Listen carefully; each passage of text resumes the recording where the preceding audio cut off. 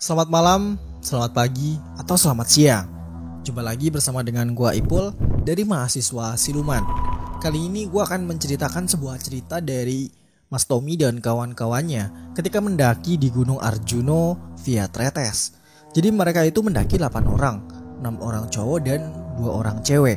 Salah satunya ada yang indigo, dan Mas Tommy ini kemudian masuk ke dimensi lain, atau bisa dibilang diculik, karena ada sosok putri yang menginginkan dia untuk menjadi suaminya.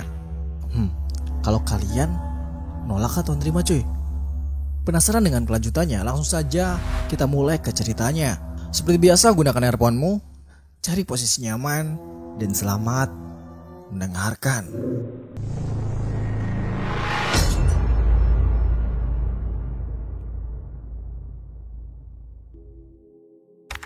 Jadi kejadian ini terjadi di tahun 2018.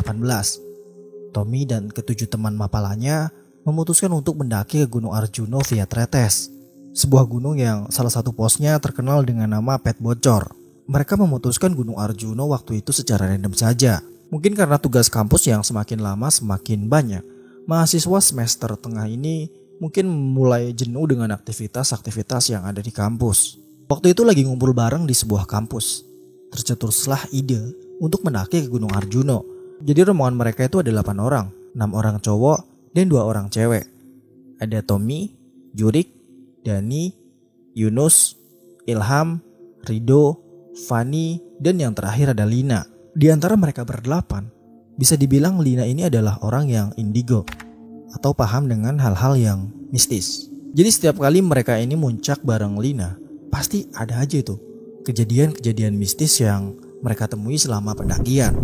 Dan ujungnya mereka biasanya mendapatkan pesan dari sosok penunggu atau sosok gaib yang ada di gunung itu.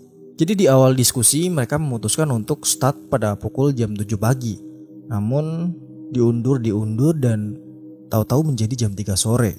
Jelas ada alasannya, yaitu menunggu beberapa teman yang molor. Ya namanya juga Indonesia kan. Singkatnya, semuanya itu baru ngumpul di rumahnya Fani kurang lebih sekitar jam 2 siang.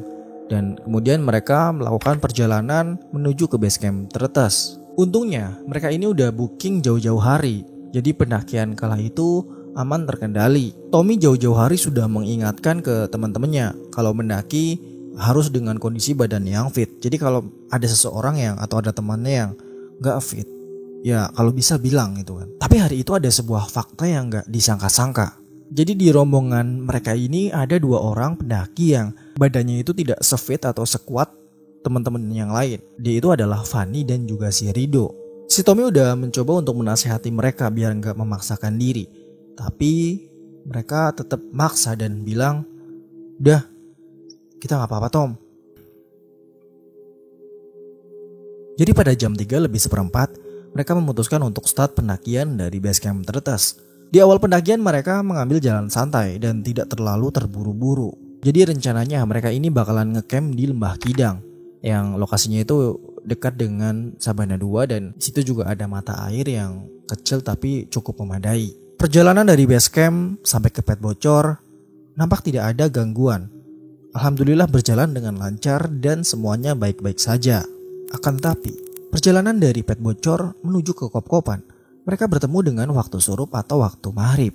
Dan inilah yang Tommy khawatirkan waktu itu. Sebab salah satu dari rombongannya ada yang kalau kelelahan itu ngomongnya ngelantur. Ya pasti teman kalian juga ada kan coy yang kayak gitu tuh. Siapa lagi biang keroknya kalau bukan Ilham. Belum sempat si Tommy menegur Ilham agar menjaga lisannya, tapi si Ilham sudah melakukan sumpah serapah. Dan dia sosokan untuk berjalan paling cepat mendahului mereka semua. Jadi si Fani ini sudah terpancing emosi dengan sikap Ilham yang selalu saja begitu di setiap pendakian. Padahal Ilham ini mendaki bukan cuma sekali cuy, tapi udah berkali-kali dan dia tetap melakukan kesalahan-kesalahan yang sama. Suasana hiking waktu itu di luar ekspektasi dari si Tommy. Dia yang menyangka bahwa pendakian akan sangat asyik, sangat cair, tapi malah sebaliknya. Tommy melihat kekacauan di antara teman-temannya hingga sesuatu mulai terjadi pada Rido dan juga Lina. Jadi secara tiba-tiba mereka mendengarkan suara gamelan yang tidak tahu sumbernya dari mana. Dan waktu itu kabut turun secara perlahan. Otomatis pandangan mereka semakin menipis dan sangat susah sekali untuk berjalan. Di situ Tommy benar-benar ingin menangis. Di saat Tommy sedang mencoba untuk menenangkan diri, tiba-tiba ada sebuah tangan yang mencoba untuk meraihnya. "Ini siapa?"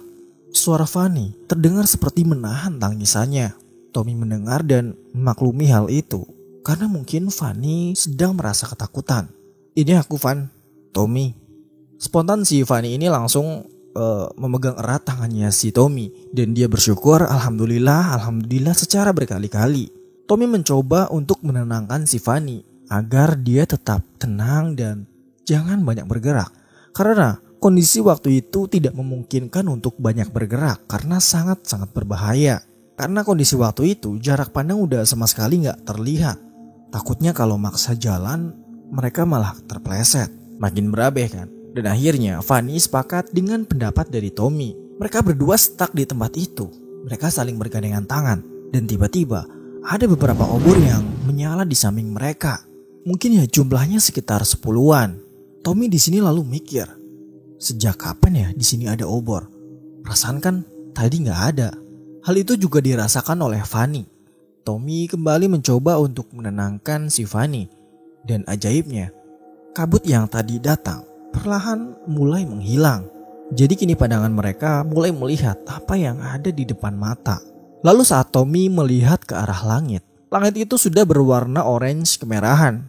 Yang artinya itu sudah waktu surup. Jadi pas mereka kembali menatap ke depan, tiba-tiba suasana menjadi sebuah pedesaan. Entah ini berada di desa mana. Padahal kan mereka berada di gunung. Tommy juga mendengarkan suara teman-temannya yang memanggil namanya. Dia merespon sampai tidak sadar kalau Fanny muncul dari depan hadapannya. Bukannya Fanny seharusnya berada di sampingnya. Lalu kenapa Fanny berada di depan bersama dengan teman-teman yang lain? Fanny sendiri juga bingung. Tapi yang terpenting, mereka sudah berkumpul. Tapi mereka belum berkumpul semuanya. Jadi di situ Lina dan Rido entah kemana alias tidak ada dalam rombongan. Akhirnya mereka mencoba untuk berpencar untuk mencari keberadaan dari Lina dan juga Rido. Dan sewaktu mereka hendak berpencar, mereka kembali mendengarkan suara gamelan yang sedang dibunyikan. Suaranya nampak jauh, tapi sangat jelas. Hingga akhirnya mereka melihat Lina dan juga Rido datang dari sebelah kiri dalam posisi sedang menari, serta menggunakan pakaian adat Jawa yang entah mereka dapatkan dari mana. Tommy coba untuk memanggil mereka, namun mereka malah menunduk dan terus menari. Jadi seakan Rido dan juga Lina tidak mendengarkan ucapan dari Tommy dan kawan-kawannya. Akhirnya mereka semua semakin bingung cuy, karena udah dideketin tapi malah Tommy dan kawan-kawan itu mental gitu. Jadi kayak ada pagar gaib gitu loh cuy, tahu kan? Alhasil Tommy dan kawan-kawan cuma bisa berteriak dan berdoa agar si Rido dan juga Lina segera tersadar, karena mereka itu seperti orang yang kesurupan. Nah, ya kayak gitu tuh cuy. Tapi saat Tommy dan kawan-kawan masih berteriak, mereka lalu kaget setelah melihat pandangan dari Rido dan juga Lina. Jadi saat Rido dan juga Lina itu menatap tajam ke arah Tommy dan kawan-kawan, ternyata mata Rido dan juga Lina putih semua cuy. Sulit untuk menjelaskannya, tapi sepertinya mereka berdua benar-benar kesurupan. Tak berselang lama, petir tiba-tiba muncul dengan suaranya yang sangat menggelegar. Jadi seperti menyerang mereka dan membuat mereka berhamburan untuk mencari tempat perlindungan.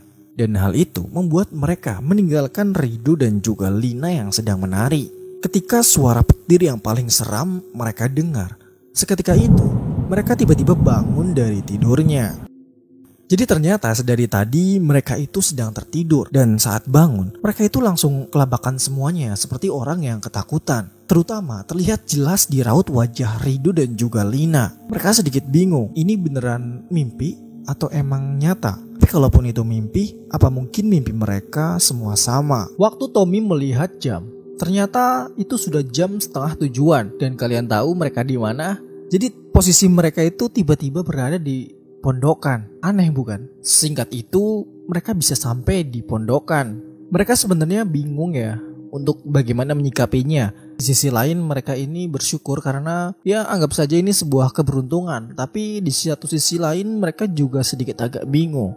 kok bisa secepat ini gitu.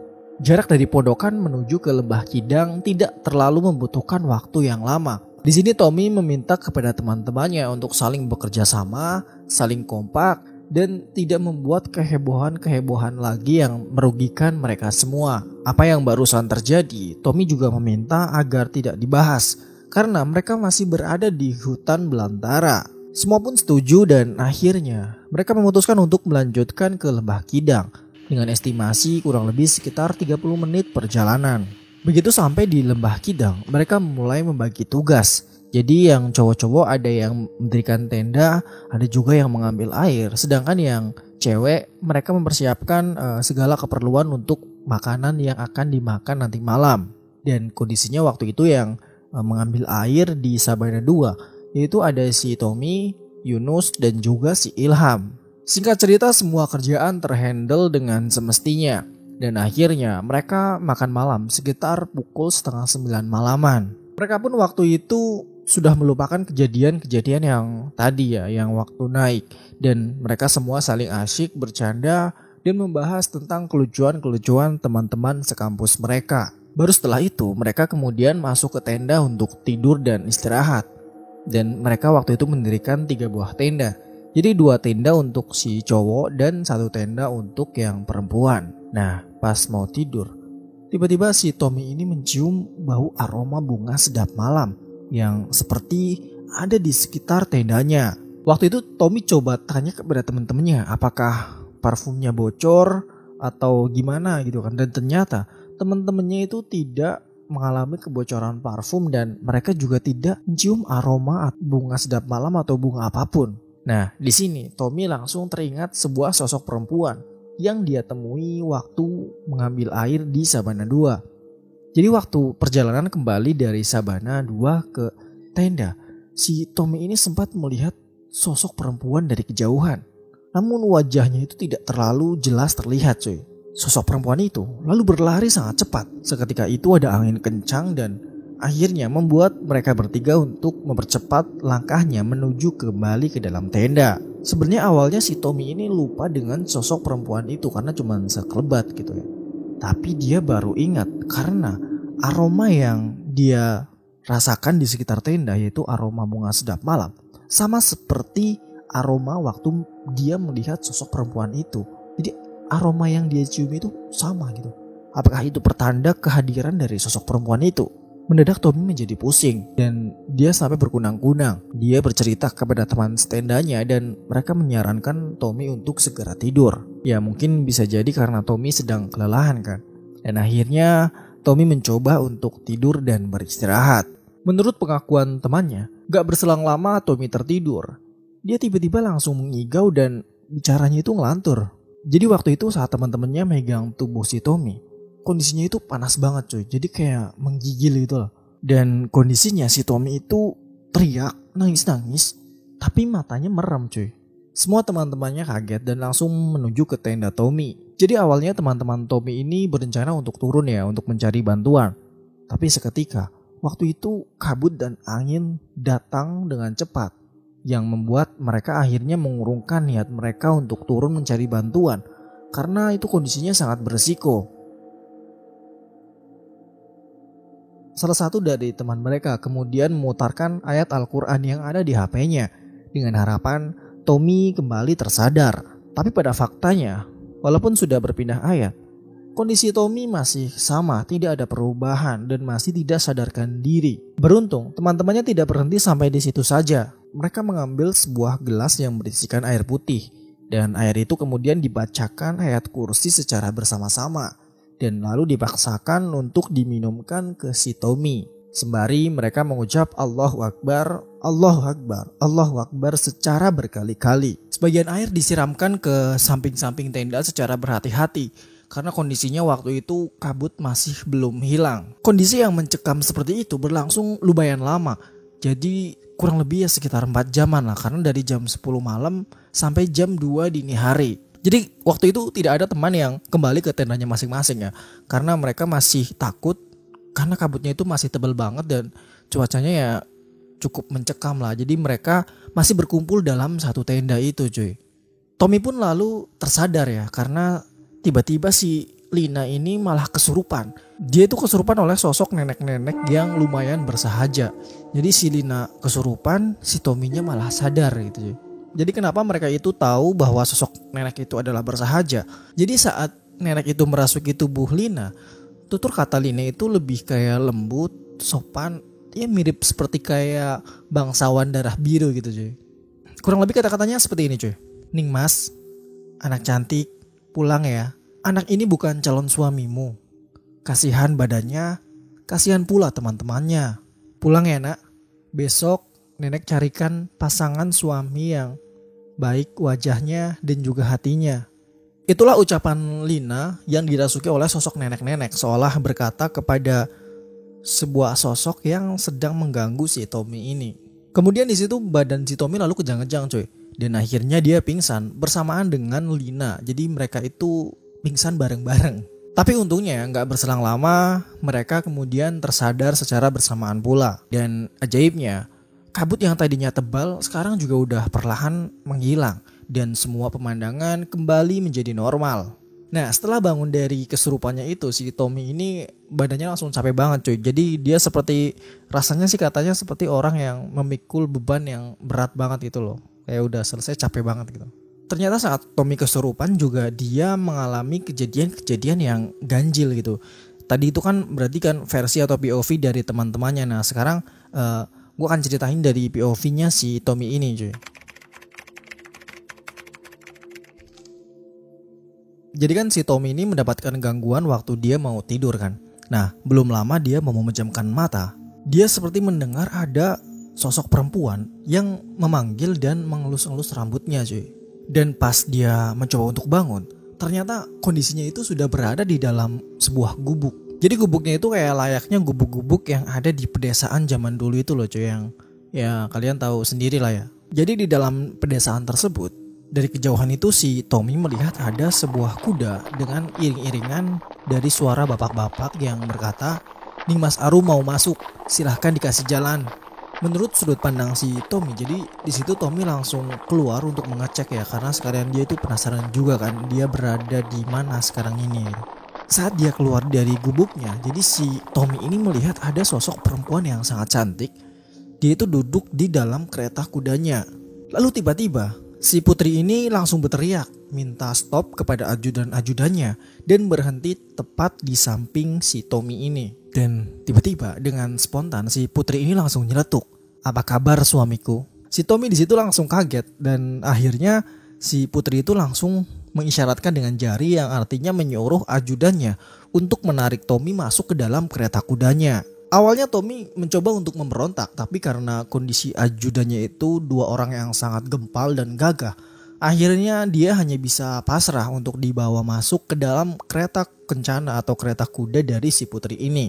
Setelah dipastikan naik dalam kereta kudanya, perjalanan akhirnya dilanjutkan. Dan singkat cerita, akhirnya mereka sampai di sebuah istana yang sangat megah. Istana yang lumayan besar dan istana yang mewah lah. Putri ini lalu turun dan dia sambil ketawa. Dia kemudian bilang, "Akhirnya aku sudah punya suami. Akhirnya suamiku sudah pulang." Si Tommy masih benar-benar bingung. Dia masih terus berusaha untuk melarikan diri. Tapi walaupun hasilnya ya tetap nihil. Tapi dia terus mencoba dan mencoba sebisanya. Menurut si Tommy, jadi kejadian di dalam desa gaib itu ternyata lumayan singkat. Tetapi kalau di dunia nyata itu ternyata hampir 4 jam si Tommy ini gak sadarkan diri. Jadi Tommy ini bisa keluar dari sana setelah dihampiri oleh seseorang atau sosok nenek-nenek yang bungkuk. Tapi sepertinya nenek itu bukan nenek yang sembarangan.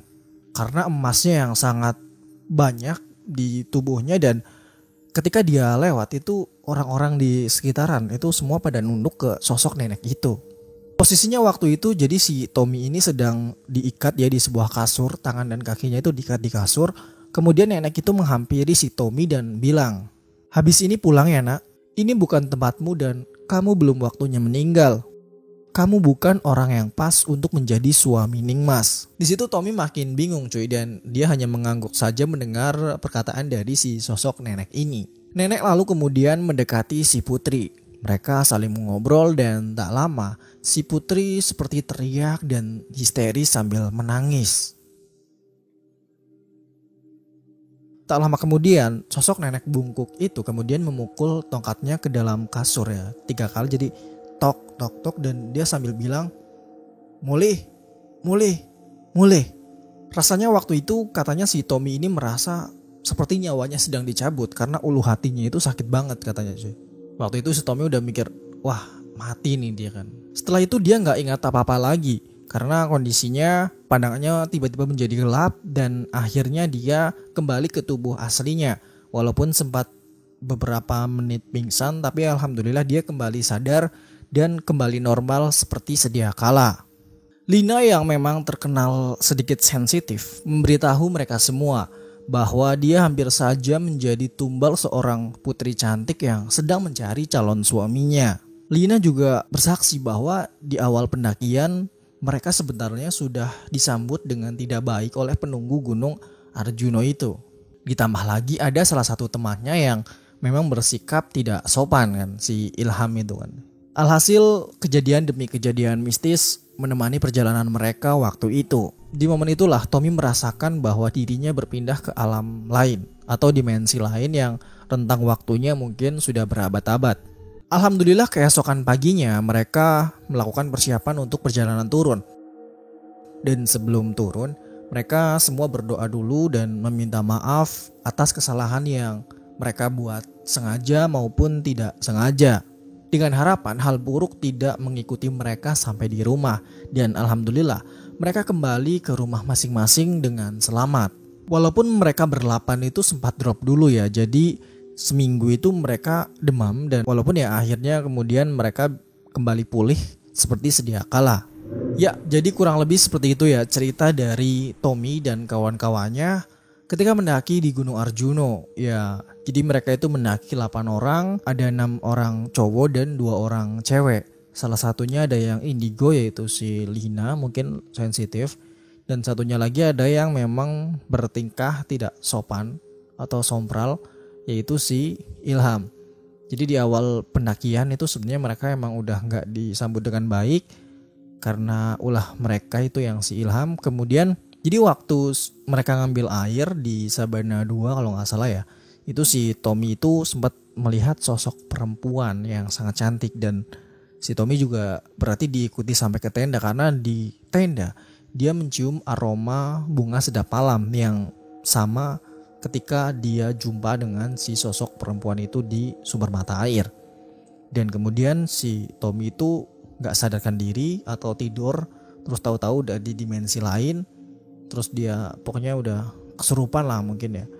Dan akhirnya ketika dia kesurupan itu dia dibawa ke sebuah desa, kemudian dibawa ke istana, dan di situ dia mungkin hendak dijadikan seorang suami dari sosok putri yang cantik itu cuy. Ya kalian bisa berimajinasi sendiri lah ya, itu yang dirasakan oleh si Tommy.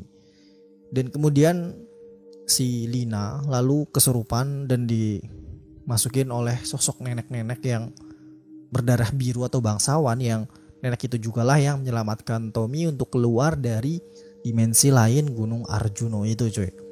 Ya alhamdulillah akhirnya mereka bisa kembali dengan selamat, walaupun mengalami beberapa kejadian-kejadian atau hal-hal mistis yang memang di luar logika manusia. Percaya ataupun tidak percaya itu kembali ke pribadi masing-masing ya. Di sini gue cuman mau nge-sharing pengalaman yang dialami oleh si Tommy tanpa menambahkan atau mengurangi dari sisi ceritanya. Jadi memang real seperti itu. Dan oh iya, buat kalian juga setelah dengar cerita ini, jadi jangan takut naik gunung juga cuy, karena gunung itu ya tetap aja indah. Cuman ya ambil hikmahnya aja, ambil sisi positif dari kisah yang gue bawain ini. Jadi kayak misalkan di sini ada kejadian apa, sebabnya karena apa, ya sebisa mungkin kita kan menghindari lah hal-hal yang negatif itu cuy. Ya mungkin kurang lebihnya seperti itu aja sih ya. Ambil positifnya, buang negatifnya. Anggap saja ini sebagai penambah cerita horor kalian. Dan kalau kalian juga punya cerita atau pengalaman, boleh banget dikirimkan ke email kami yang ada di deskripsi ya. Atau bisa juga di DM Instagram @mahasiswasiluman. Sekian dari gue Ipul, salam lestari, mahasiswa siluman.